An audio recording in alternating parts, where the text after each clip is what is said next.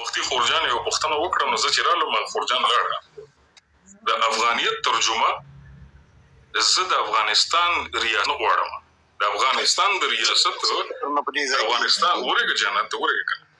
یو افغان ولس دی او یو افغانستان دی د افغانیت ترجمه زه د افغانستان نه غواړم هغه ما ته خپل مشرانو پرېښې ده زه یو پوښتنه لرم په دې ځای کې یو پوښتنه کې ته ډېره خوندوره پوښتنه ده باجوړ په ځمکه باندې د افغان نپولین عمرا خان جنډول سمه ده لږ اجازه راکړه دغه کې یو پوښتنه ده ډېره مهمه د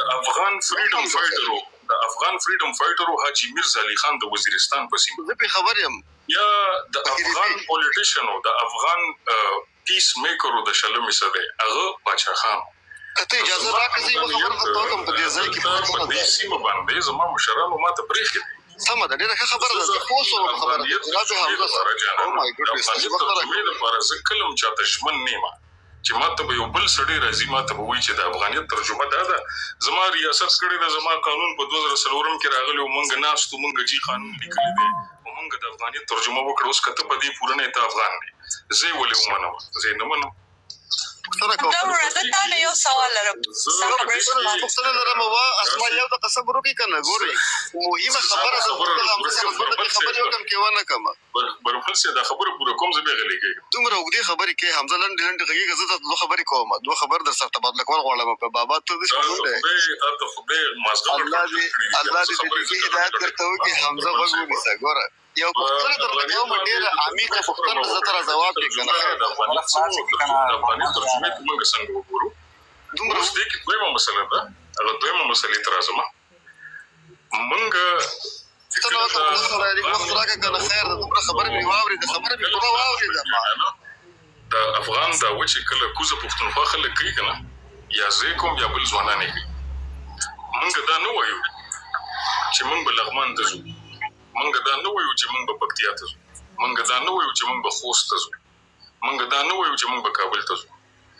موږ به په خپله ځمکه باندې پراته او زموږ ځمکه د افغانانو ځمکه ده اوس که زموږ ترجمه کې ته برابر یې زموږ په ترجمه باندې یو ستا ترجمه ده د افغان یو زما ترجمه ده که زما په ترجمه کې ته برابر یې زما دا ځمکه هم ستا ده که زما په ترجمه کې برابر یې لیکچر غوندې غږېږي وا حمزه وجانان اخیري خبره دا خو لاړو نه خیر دی څوکې نو د افغان ترجمه چې ده جانان هغه په دواړو سیمو کې جلا جلا شوې ده هغه د بر وطن نم مشران پسې دي او د کوز وطن نم مشران پسې دي او د دواړو وطنونو خپل تاریخ هم شته نو ځکه کلم دا غلطه خبره ده دا ډېره غلطه خبره ده چې مونږ یو افغان پسې بل افغان ته وایي چې ته افغان یې او که نه د هغه مشران جلا دي د هغه تاریخ جلا دی د هغه ځمکه جلا ده د هغه کلتور جلا دی د هغه لهجه جلا ده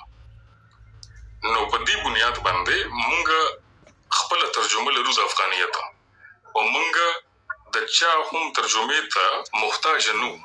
چې زه کابل ته محتاج شم زه پکتیا ته محتاج شم زه خوست ته محتاج شم چې ما ته افغاني ترجمه وکړه مونږ خپل ځان پېژنو نو هیله کوم په دې به تاسو رسېدلي حمزه وروره په دې تا ته سلامونه زه یو سوال لرم چې دغه نه پوه زه یو سوال کوم زه بیا پکې کېږم حمزه وروره زه تا نه دا یوه پوښتنه کوم اسما ته یو دقیقه غلې سره دا وغږېږم که ونه غږېږم یا ماته اجازه راکړئ چې خبره برمله ته یو دقیقه کته شه حمزه وروره زه تا نه یو سوال لرم چې تاسو ولې یوه دقیقه ګورئ ښه ډاکټره